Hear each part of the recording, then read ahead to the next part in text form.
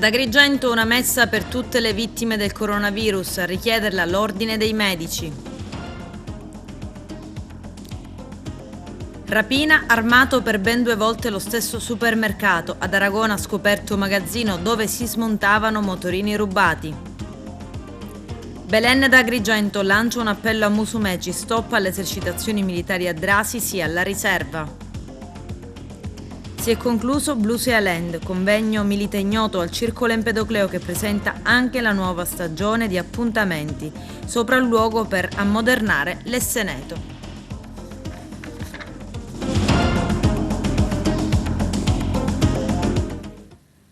Bentrovati gentili telespettatori al nostro appuntamento con l'informazione. In apertura parliamo della messa che si è svolta oggi a Sant'Alfonso ad Agrigento, una celebrazione liturgica per le vittime del coronavirus. A richiederla è stato l'Ordine dei Medici, il nostro direttore Arturo Cantella. Oggi una cerimonia sicuramente importante per ricordare coloro che sono morti di Covid, in particolare 2 medici. È una bellissima iniziativa. Io credo che sia anche un atto doveroso ringraziare i medici, ringraziare tutti coloro che hanno lavorato in maniera intensa, senza risparmiarsi in questa pandemia. Quindi ovviamente non solo i medici, ma anche le forze dell'ordine, le forze di polizia. E ricordare quanti ci hanno veramente rimesso la pelle, sono morti, si sono ammalati e sono morti. So che vedo che qui ci sono anche tanti familiari.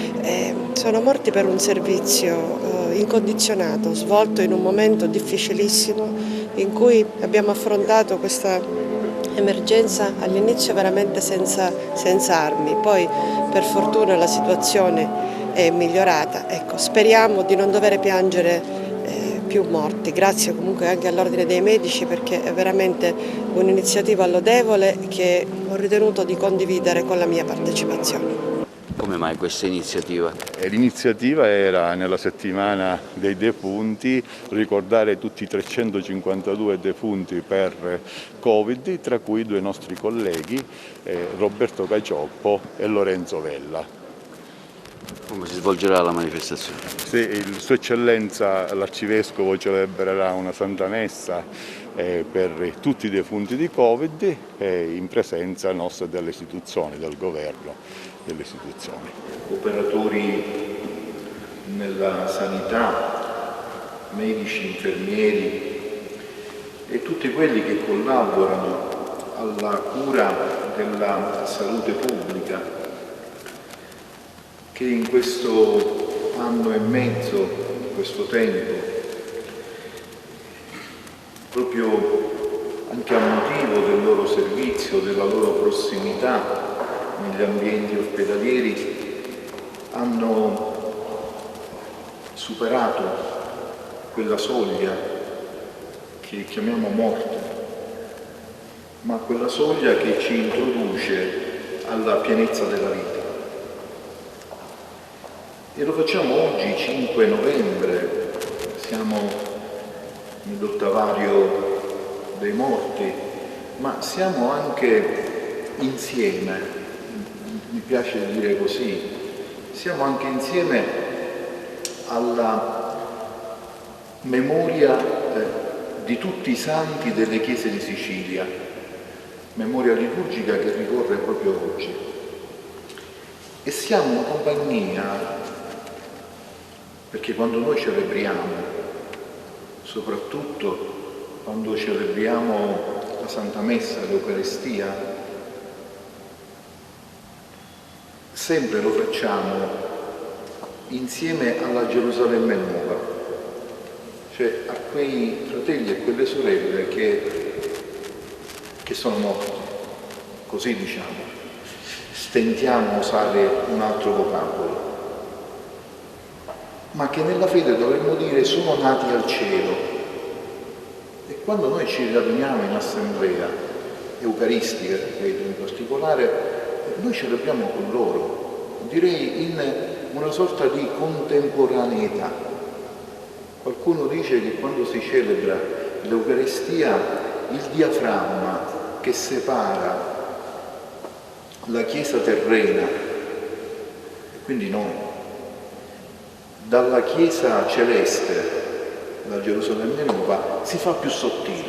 Nel tempo, oracolo del Signore, io sarò Dio per tutte le tribù di Israele ed esse saranno il mio popolo. Così dice il Signore, ha trovato grazia nel deserto un popolo di scampati alla spada. Israele si avvia a una quieta dimora. Da lontano gli è apparso il Signore, ti ha amato di amore eterno, per questo ti conserva ancora pietà. Ti edificherò di nuovo e tu sarai riedificata, Vergine di Israele. Quarta ondata Covid, in salita incidenza RT, tutte le regioni a rischio moderato, crescono i posti letti occupati in terapia intensiva e nei reparti ordinari, ma la soglia di allerta è lontana. Lello Casesa.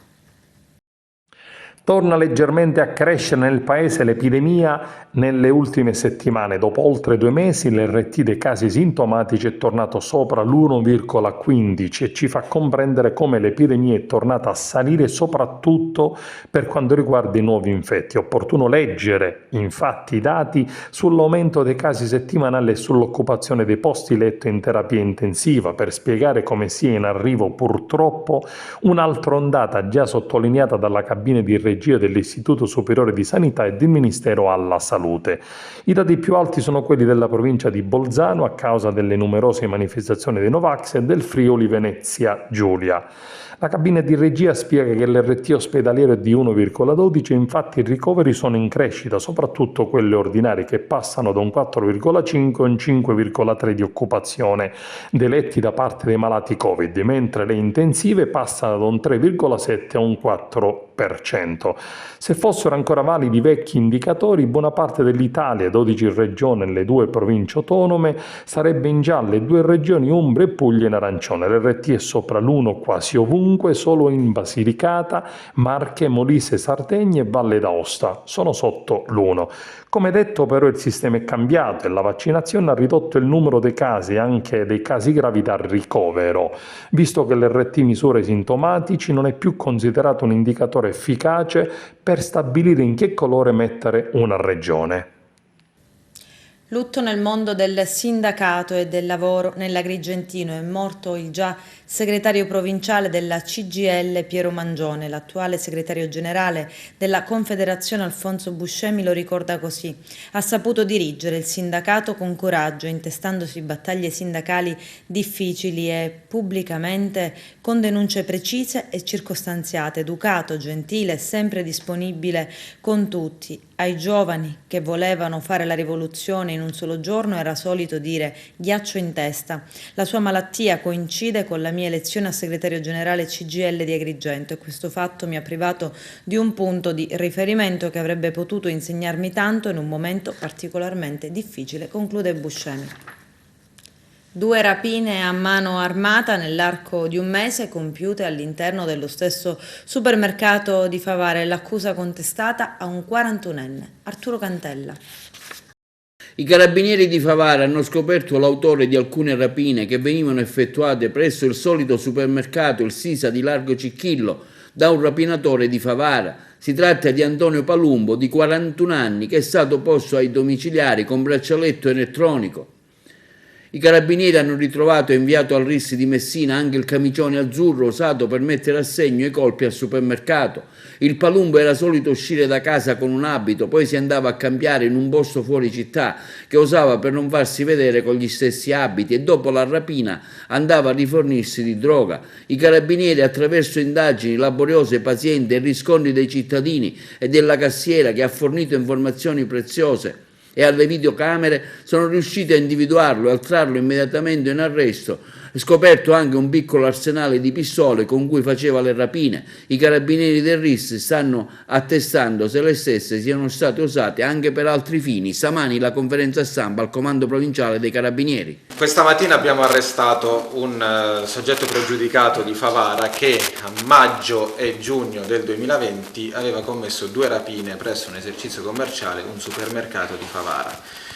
In entrambe le occasioni era entrato armato di pistola minacciando la cassiera facendosi consegnare il provento dell'attività. Le nostre indagini hanno portato ad identificare il soggetto, capirne il movente in quanto tossicodipendente e capire anche che quello che aveva asportato nelle due occasioni servivano per comprare la cocaina e farne un uso personale. L'attività è durata circa 6 mesi, quanto è bastato per raccogliere elementi di prova consistenti e permettere al magistrato della Procura di Agrigento, la dottoressa Vetro, di richiedere idonea misura cautelare. Questa mattina ovviamente è stata eseguita ed è stato portato agli arresti domiciliari con braccialetto elettronico.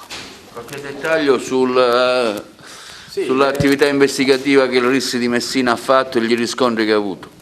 Sì, le indagini ovviamente sono state di natura tradizionale, nel senso che abbiamo innanzitutto acquisito i sistemi di videosorveglianza dell'esercizio oggetto di rapina.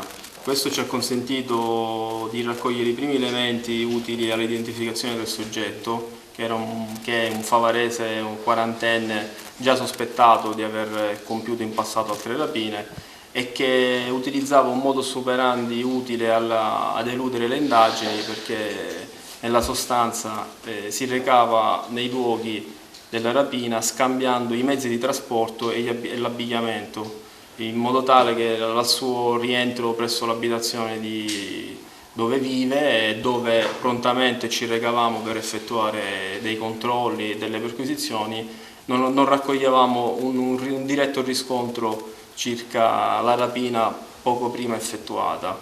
Però, come ripeto, le indagini hanno consentito di attribuire le due rapine, quella di maggio e quella di giugno, perché sostanzialmente subito dopo la prima, che è stata effettuata poco prima della chiusura serale, il soggetto si è recato ad acquistare dello stupefacente da un altro pregiudicato favarese che era già oggetto di indagine, con anche un sistema di videoripresa. Per cui in quella circostanza lo abbiamo identificato e era vestito in maniera del tutto analoga a quando ha effettuato la rapina e si è recato sul posto con la sua auto. Per quanto riguarda la seconda rapina, anche in quel caso aveva usato il modus operandi con cui aveva scambiato il mezzo di trasporto con cui giungeva sul luogo della rapina, e le indagini hanno consentito di ricostruire il percorso, la via di fuga e di accertare che in una località appartata di Favara utilizzava dei vestiti ad hoc per effettuare la rapina scambiando il mezzo di trasporto. Il camicione notato all'interno del supermercato è stato trovato lungo questo tragitto ed analizzato dal RIS ha consentito l'estrapolazione del DNA appartenente al rapinatore. Sulle armi, su questo piccolo arsenale che è stato trovato? È stato tratto in arresto anche per detenzione illegale di armi, parti di armi e munizionamento, ed è stato rinvenuto nel corso della perquisizione domiciliare in casa sua in un sottotetto occultato all'interno di un sacco. È stata rapidissima l'indagine scaturita dal furto di un Piaggio Liberty 50 condotta dai carabinieri della stazione di Aragona, che hanno scoperto un magazzino di stoccaggio dei motocicli rubati. Mercoledì pomeriggio, dopo aver acquisito la denuncia della vittima, i militari hanno immediatamente avviato le ricerche del ciclomotore asportato e in breve tempo hanno focalizzato la loro attenzione su un garage in via Petrusella, dove nelle prime ore di giovedì mattina hanno fatto irruzione. All'interno i carabinieri hanno trovato numerose parti smontate di diversi motocicli e ciclomotori, 3 blocchi motore Piaggio, 2 telaie di motocicli, ad uno dei quali era stata levigata la matricola, pneumatici e caschi da motociclista, nonché la targa e la maggior parte dei pezzi del Piaggio Liberty oggetto di furto, già smembrato dai malviventi per essere riciclato. I militari hanno ricondotto la disponibilità di quel luogo, apparso come una vera e propria centrale di stoccaggio e riciclo di ciclomotori rubati, ad un pregiudicato del luogo, deferito alla Procura della Repubblica di Agrigento perché ritenuto responsabile di ricettazione e riciclaggio. Tutto il materiale repertato e sequestrato sarà adesso sottoposto ad accertamenti per verificarne la provenienza e risalire ai proprietari dei rubati. Un incubo che termina. Infatti i carabinieri del nucleo investigativo di Trapani e della compagnia di Alcamo, coadiuvati dallo squadrone carabinieri eliportato Cacciatori di Sicilia, hanno dato esecuzione all'ordinanza di custodia cautelare emessa dal GIP del locale tribunale su richiesta della Procura della Repubblica nei confronti di 5 persone ritenute tutte responsabili di aver costituito un'associazione per delinquere finalizzata alla commissione di rapine con sequestri di persona e furti in danno di bancomat. I carabinieri hanno complessivamente denunciato 8 persone, di cui una deceduta per cause accidentali. L'operazione scaturisce dall'indagine conclusasi già nel gennaio 2021 e avviata dai carabinieri del nucleo investigativo di Trapani d'intesa con il NORM della compagnia alcamese, per far fronte alla serie di furti di bancomat e rapine in villa, anche cruente con sequestro di persona delle vittime e uso di sostanze narcotizzanti che avevano destato un rilevante allarme sociale in tutto il trapanese. Gli investigatori dell'Arma, mediante l'esame retrospettivo del modus operandi dei reati predatori perpetrati in provincia, avvalendosi di intercettazioni ambientali e telefoniche, analizzando in modo certosino numerosi tabulati telefonici, hanno scoperto che la banda si era resa responsabile di ben 4 furti, di cui 2 consumati in danno di altrettanti sportelli ATM e di 3 efferate rapine in abitazione con sequestro di persona, di cui una tentata, avvenuta a Custonaci, Erice, Casasanta, in Contrada, Rilievo. Si è stimato che la banda, nei colpi messi a segno, si sia appropriata complessivamente di denaro e beni per 1,5 milioni di euro, entrando illecitamente in possesso anche di una pistola calibro 38. Dall'ascolto delle intercettazioni, i carabinieri hanno appreso come il gruppo, stabilmente organizzato, fosse dedito alla programmazione a lungo termine dei delitti da compiere. I colpi erano studiati nei minimi particolari, effettuando numerosi sopralluoghi, pedinamenti delle vittime, nonché l'utilizzo di modernissime apparecchiature elettroniche, come posizionando telecamere sugli obiettivi designati, strumenti di captazione ambientale e anche GPS sui veicoli delle stesse vittime, per asportare il contenuto dei bancomat di uffici postali e banche. Praticavano defori sulle pareti di edifici adiacenti e tagliavano l'ATM con un flex.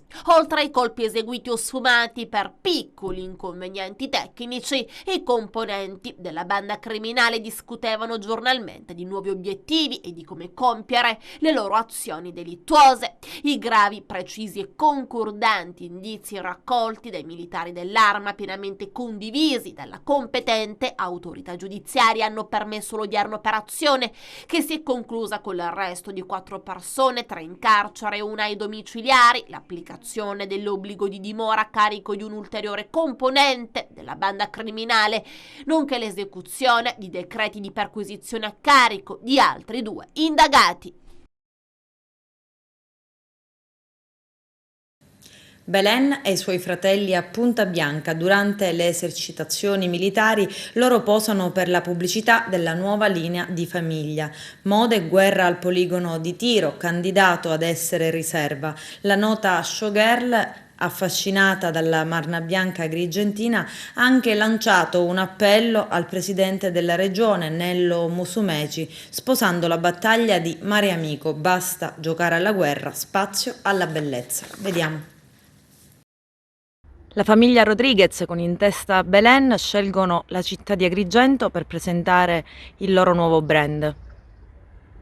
Questa storia inizia qualche settimana fa. Ho preso contatti con la famiglia Belen e loro inizialmente volevano utilizzare come location la Scala dei Turchi, poi gli ho spiegato che in questo momento era praticamente impossibile entrare lì per via del sequestro prodotto dalla Procura della Repubblica e anche perché attualmente è insicura la Scala dei Turchi. Ho provveduto a girare dei video di Punta Bianca, loro sono rimasti colpiti favorevolmente e sono venuti qui e sono stati 3 giorni a girare e a presentare il loro brand a Punta Bianca. Come si sono svolti questi 2 o 3 giorni ad Agrigento?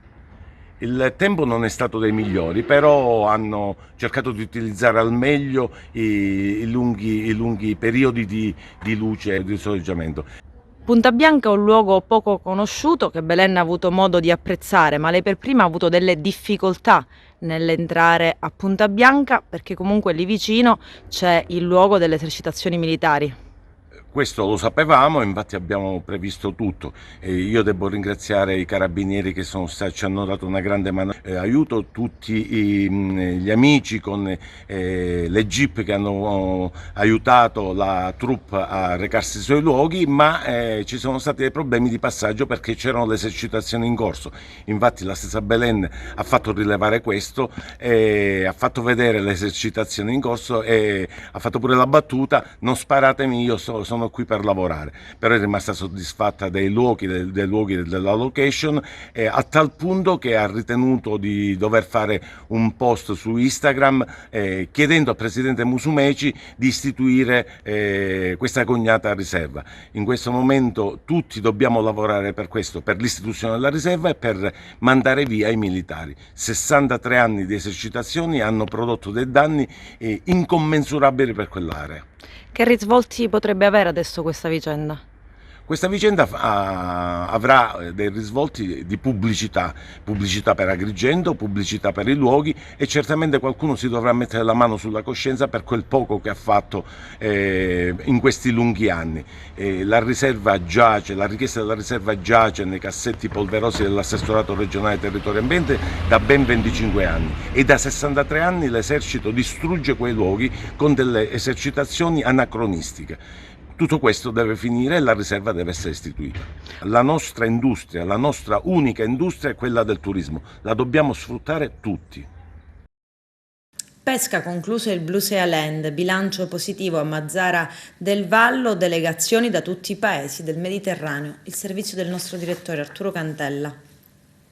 Si è conclusa con un bilancio positivo l'edizione 2021 di Blusea Land, svoltosi a Mazara del Vallo dal 27 al 31 ottobre scorso, a dichiararlo l'assessore regionale alla pesca Toni Scilla, che ha dato appuntamento alla prossima edizione, che sarà ancora più ricca di eventi e di aspettative. Per 5 giorni Mazara del Vallo è stata la capitale della pesca in Sicilia, tante le iniziative organizzate dal distretto pesca COSVAP, in sinergia anche con gli assessorati regionali siciliani, che ha visto anche la presenza di qualificati operatori esteri, ambasciatori, siglare importanti protocolli d'intesa verso una maggiore sinergia per il futuro nel Mar Mediterraneo, ma anche dibattiti su tematiche della pesca, show cooking, con la partecipazione di scuole, chef, cuochi, esperti del settore, che hanno ridato alla cucina un momento particolarmente attraente e appetibile, in linea per fare scelte sostenibili per una ripartenza del Mediterraneo ormai già iniziata. Assolutamente positivo, perché il fatto stesso che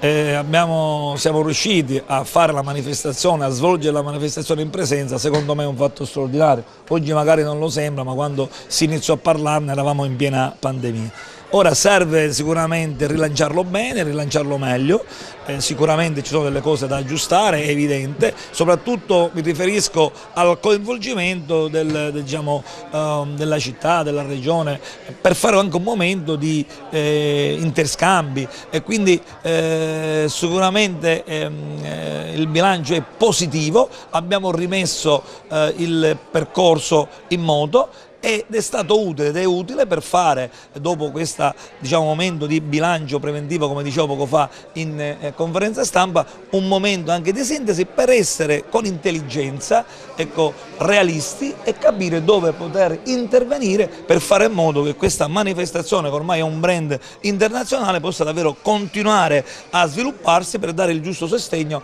al settore produttivo siciliano. La scommessa per il prossimo anno è quella di fare in modo che le varie componenti del mondo produttivo e non solo, dei territori, delle nostre comunità, possano davvero interscambiare le loro esigenze. Quindi mi riferisco al momento politico istituzionale, al coinvolgimento diretto degli imprenditori, quelli che lavorano e quelli che producono, al coinvolgimento anche delle organizzazioni di categoria e alle organizzazioni sindacali, anche loro costituzionalmente riconosciuti, ma soprattutto poi al mondo che vive, al mondo che, diciamo così, poi è il fruitore di tutta un'attività economica importante, perché davvero questo evento, se lo riusciamo a integrare come momento di sintesi rispetto a tutto questo, io sono davvero convinto che si possono creare le condizioni per assicurare alla Sicilia e ai siciliani, per quanto ci riguarda, un futuro sicuramente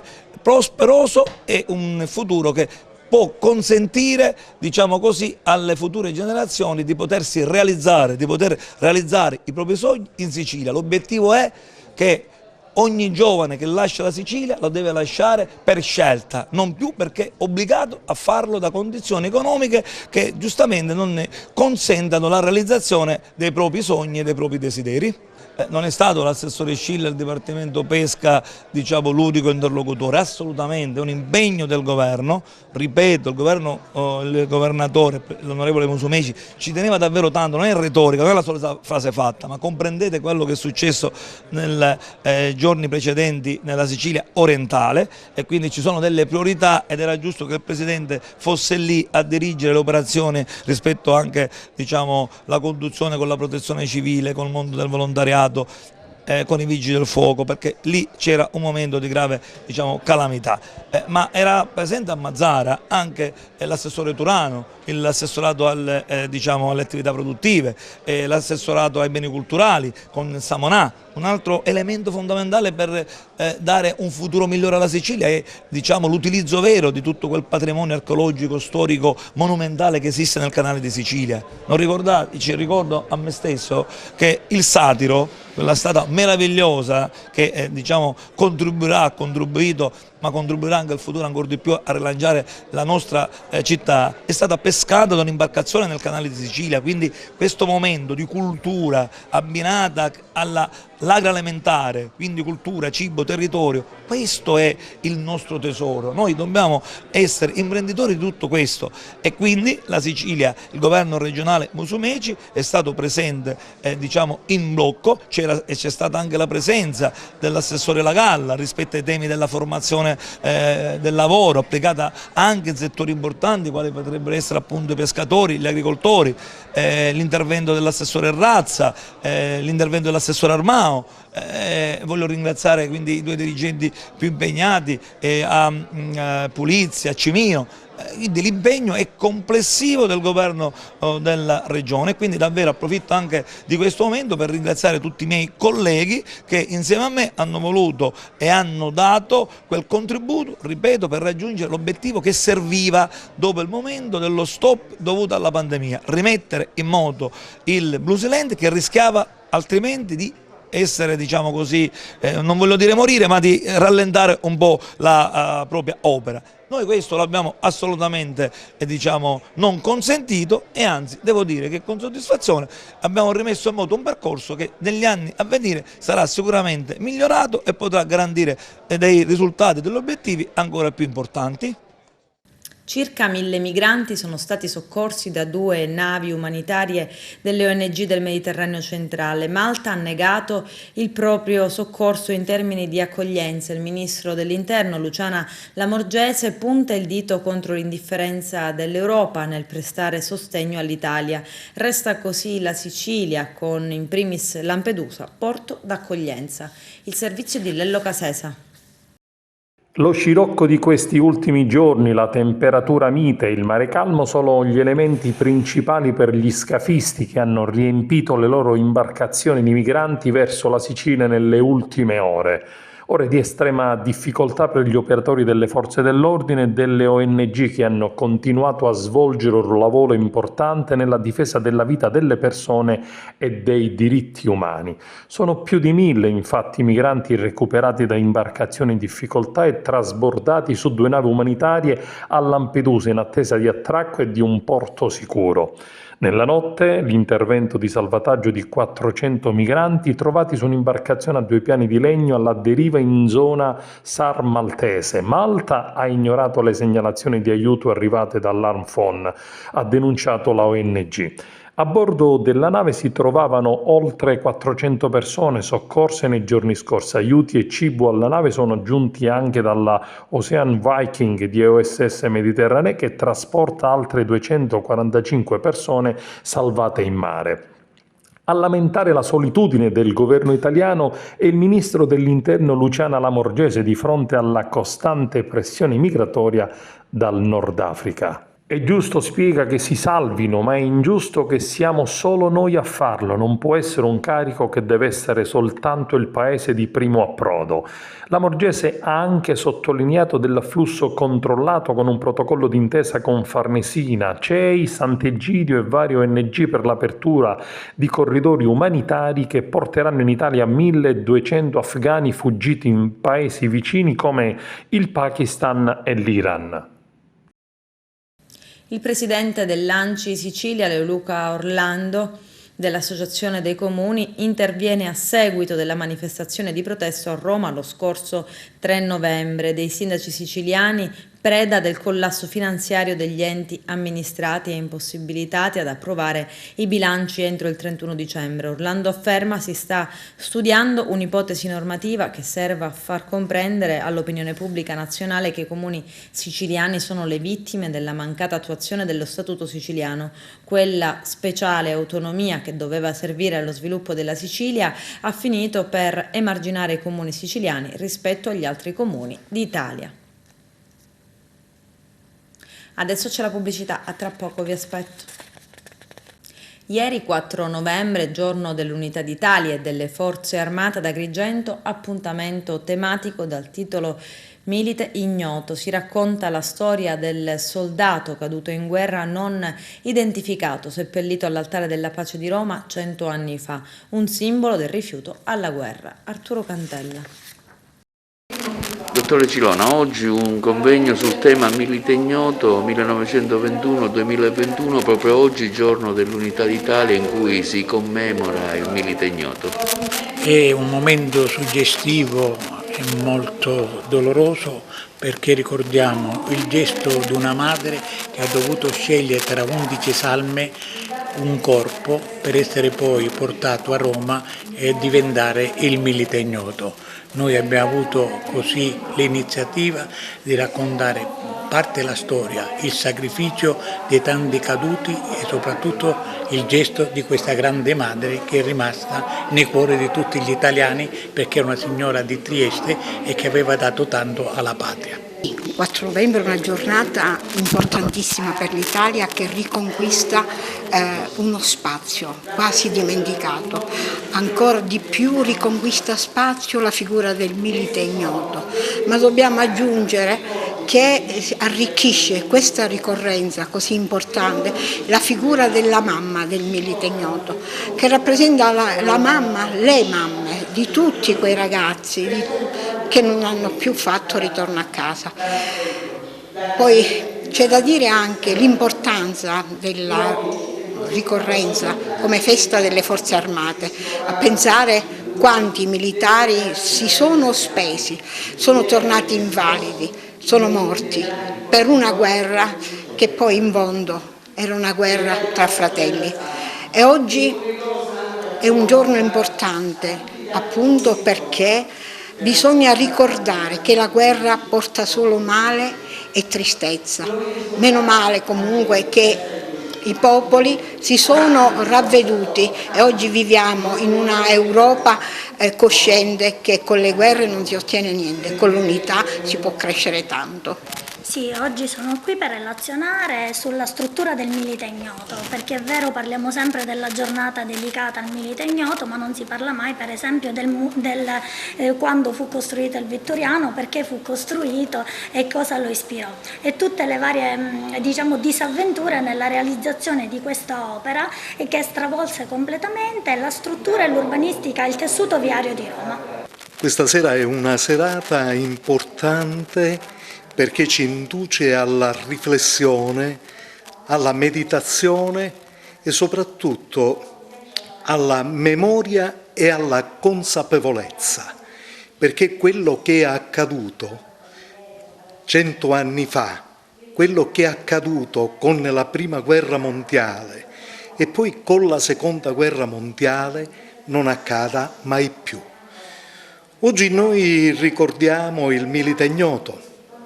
Vorremmo ricordare dell'auspicio che noi facciamo per i nostri giovani che si faccia un monumento alla concordia, alla giustizia, alla pace, alla gioia e all'armonia tra i popoli e non più alla guerra.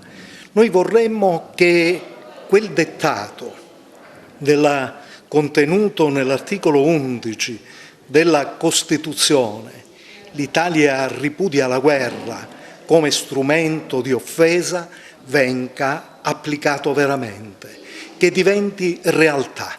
E allora da stasera che parta un auspicio, che si elevi un grandissimo augurio per i nostri giovani che non debbano conoscere mai la guerra, ma che debbano vivere in un mondo di pace e di fraternità. Avvia con il progetto pilota Nuovi percorsi dell'abitare destinato alle famiglie delle aree di risanamento di Messina. Vediamo. È un progetto di 16 milioni di euro che avrà come target i nuclei familiari residenti negli ambiti di risanamento. Li abbiamo già censiti, abbiamo fatto l'analisi dei fabbisogni e i bilanci di competenza. Saranno divisi in settori tematici: transizione digitale, transizione ecologica e servizi alla persona. Ognuno dei nuclei beneficerà di una borsa lavoro, un tirocinio di inclusione sociale, sarà di 2 anni. Vi saranno dei nuclei familiari che invece hanno preferito, hanno espresso un fabbisogno diverso, di avere delle competenze formative certificate. Sono i ragazzi che vogliono avere dei titoli di studio settoriali perché hanno acquisito delle competenze sulla strada ma non sono mai nel campo, ma non sono mai state certificate, quindi possono avere un curriculum, diciamo, un po' più importante. E abbiamo anche previsto alla fine del percorso dell'inserimento lavorativo sia nelle aziende che nelle partecipate anche la possibilità di creare delle start-up, delle imprese, sia sotto forma proprio di imprese che di cooperative di prossimità che lavoreranno con le nostre partecipate. Abbiamo lavorato per rendere concreto anche quello che è la logica lavorativa del reddito di cittadinanza, il focus sui baraccati, anche con le borse lavoro che stiamo avviando, ci mette nelle condizioni di evitare in questo contesto le prese di posizione dei furbi. Di conseguenza questo focus ci consentirà di avere la possibilità di sostenere chi non ha il reddito di cittadinanza e di mettere a regime chi ha il reddito di cittadinanza. Quindi attingeremo delle forze lavoro per i macro progetti che abbiamo presentato, partendo immediatamente da Messina Servizi e quindi quello che è il settore ecologico. Purtroppo la cultura delle baracche che si trascina da oltre 100 anni e che ha pervaso anche le istituzioni in ambito regionale e nazionale, figuriamoci se non ha condizionato e può continuare a condizionare chi l'ha subito. Noi come istituzione abbiamo il dovere esattamente di prendere atto di questo e trovare le soluzioni. La strategia che noi oggi stiamo avviando è quella di far superare la logica dell'alibi. Siccome sono un baraccato, non pago, non faccio la differenziata ed eventualmente non rispetto neanche le regole. No, io questo alibi non te lo do oggi perché sei come me e di conseguenza ti accompagno, ti prendo per mano, ti porto con me, ti aiuto anche a superare questa fase di transizione perché tu devi essere un cittadino come gli altri. Il Circolo Culturale Empedocleo di Agrigento e il Pirandello Stable Festival presentano la 5ª stagione di Teatro da Camera all'Empedocleo, che si svilupperà da novembre 2021 a maggio 2022 con cadenza mensile. Arturo Cantella. Presentato stamani al Circolo Culturale Empedocleo il Teatro Club, giunto alla 5ª stagione, rassegna dal Teatro da Camera, dalla direzione artistica di Giuseppe Adamo e Mario Gaziano. Un programma ricco di eventi che partirà il venerdì 12 novembre alle ore 18:15 fino a venerdì 13 maggio 2022 con Antonio De Curtis in arte, detto Totò. Siamo stati fermi quasi 2 anni, abbiamo dovuto interrompere la 4ª stagione per il lockdown. Adesso che le cose si stanno un pochino migliorando, il Consiglio ha deciso di riprendere tutte le attività sociali e culturali del sodalizio e siccome il Teatro da Camera è uno dei fiori all'occhiello dell'attività del Circolo Empedocleo. Quest'oggi presentiamo un ricco cartellone che si snoderà a partire da questo mese fino a maggio, come gli anni precedenti, con cadenza mensile. Ci saranno spettacoli di varia natura, si toccherà un pochino tutto il mondo culturale, partendo da Camilleri, Brecht e altri, e speriamo che non succeda qualche altra cosa che ci blocchi ancora, ce lo auguriamo. L'ingresso come sarà, Presidente? Allora, l'ingresso sarà fino al raggiungimento dei posti previsti, con prenotazione entro il giorno precedente allo spettacolo e con tutta la normativa anticontagio, Green Pass, mascherine, misurazione della temperatura. Sì, questa mattina siamo qui a presentare e a dare il giusto supporto e l'appoggio alle attività del Circolo Empedocleo e al Presidente, il dottore Giuseppe Adamo, che si impegna costantemente e quotidianamente affinché la cultura non si fermi. Siamo stati fermi a causa della grave crisi pandemica, oggi finalmente si riapre, si riparte chiaramente con le restrizioni del caso, però il Circolo sta offrendo una bella proposta di cartellone di teatro da camera, una bella offerta culturale che vede finalmente i cittadini e gli appassionati di cultura tornare in teatro, anche se in teatro da camera, però ci siamo, stiamo ripartendo e siamo felici, quindi siamo orgogliosi in nome della città, in nome del sindaco che rappresento, di essere presenti questa mattina e portare il nostro saluto e dare tutto il massimo appoggio che possiamo a queste iniziative lodevoli e significative per il nostro territorio. Approfitto della sua presenza per dire come sarà la stagione teatrale al Pirandello, tutto si è bloccato, che novità ci dà per la nuova stagione, se ci sarà? Assolutamente sì, ci sarà la nuova stagione, non è tutto bloccato, stiamo lavorando perché ci sono state, come sappiamo, delle modifiche anche alle norme statutarie, quindi a breve sarà operativo il nuovo statuto, saranno a breve nominati i nuovi componenti del CDA, quindi ci sarà una compagine che porterà avanti le iniziative e quindi a breve, immediatamente nei prossimi giorni, sarà proprio presentata l'offerta culturale e l'offerta della stagione teatrale, che sarà sicuramente all'altezza di quelle che sono le aspettative dei cittadini e degli appassionati della cultura. Quindi possiamo dare garanzia agli agrigentini che, nonostante le dimissioni di Aronica e del direttore di Rinnocchi, l'attività proseguirà? Assolutamente sì, il teatro va e deve andare avanti, quindi ci saranno le persone, le figure e l'amministrazione presente affinché il teatro vada avanti e vada per la giusta strada, sicuramente con grande successo. Sì, molte novità. Noi avevamo un cartellone già preparato, l'abbiamo sviluppato, è un cartellone nuovissimo, in esclusiva, sempre con proposte di alto livello, soprattutto per quanto riguarda gli autori.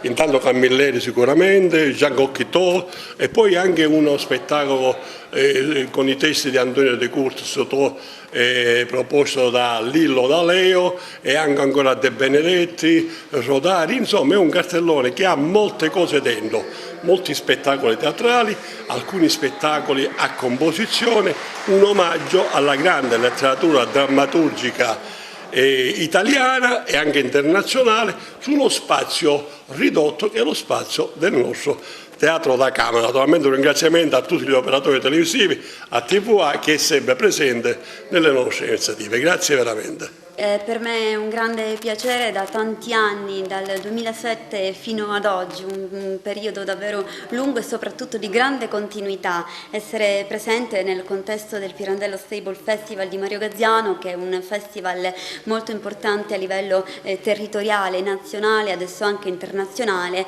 e che va avanti dal 2001 in poi. Io sono personalmente presente dal 2007 nel contesto del Pirandello Stable Festival di Mario Gazziano, ho iniziato come come assistente alla regia e alla organizzazione generale, ed è stato un periodo molto bello e devo dire anche di grande formazione, molto positiva per me. E poi con il tempo, dal 2014 in poi, ho iniziato sempre nel contesto del Pirandello Stable Festival di Mario Gazziano la mia attività, il mio percorso artistico in qualità di attrice, e interpretando davvero tantissimi personaggi molto importanti che mi sono entrati nel cuore, che sono ormai parte di me, e grazie a questi personaggi ho avuto modo di fare grandi esperienze con il Pirandello Stable Festival di Mario Gazziano. Ammodernamento dello stadio e Seneto tra manto in erba naturale sintetico e impianto di illuminazione. Carmelo Lentini. In silenzio e senza troppi clamori, ecco la notizia che gli sportivi attendevano da anni. L'Esseneto è una svolta. Infatti ospite d'eccezione in visita giovedì pomeriggio allo stadio Esseneto di Agrigento il dottor Daniele Nasini, responsabile tecnico commerciale dell'azienda internazionale Power Grass, famosa in tutto il mondo per la realizzazione di campi di calcio con il fondo erboso in ibrido naturale sintetico, il quale ha compiuto un sopralluogo allo stadio Esseneto di Agrigento in compagnia del direttore generale Giuseppe Deni e del direttore sportivo Giuseppe Cammarata.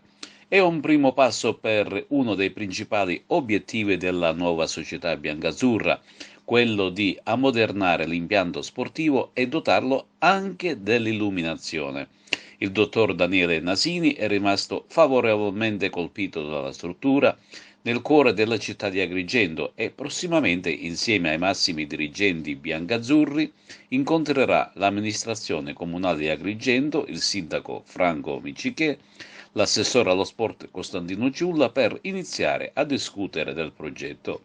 L'azienda Power Grass di Daniele Nasini ha realizzato campi di calcio in tutto il mondo e tra questi quello dell'isola di Lampedusa, e a breve realizzerà il terzo campo di calcio del Manchester City a Malta. Intanto l'Acragas fa sul serio e sul filo di lana del calciomercato mette a segno un colpo abbastanza roboante. È arrivato e si allena con la squadra il fantasista siculianese esterno d'attacco Corrado Montalbano, che ha militato in Serie C1, C2 e Serie D con squadre del calibro di Trapani, Ribera, Leonfortese, Siracusa, San Cataldese, Marsala, Gela, Nissa e Mazzara. Montalbano ha iniziato la carriera con Pistoiese e Montevarchi. In carriera ha segnato 35 reti totali. Si allunga dunque la rosa a disposizione del tecnico Montalbano, che può contare su una rosa di alto livello. E concludiamo con un'ultima notizia che riguarda la squadra della Pro Favara. Salvatore Cocuzza, ex attaccante dell'Acragas, e in questa stagione appunto con la Pro Favara, non fa più parte della rosa gialloblu. Una decisione improvvisa e divulgata con un breve comunicato dalla società. Si legge a far data d'oggi, con decisione consensuale, la Pro Favara ed il tesserato Salvatore Cocuzza interrompono il rapporto contrattuale. Con questo è tutto, termina qui l'edizione del telegiornale. Grazie per la gentile attenzione e per essere stati con noi. A presto.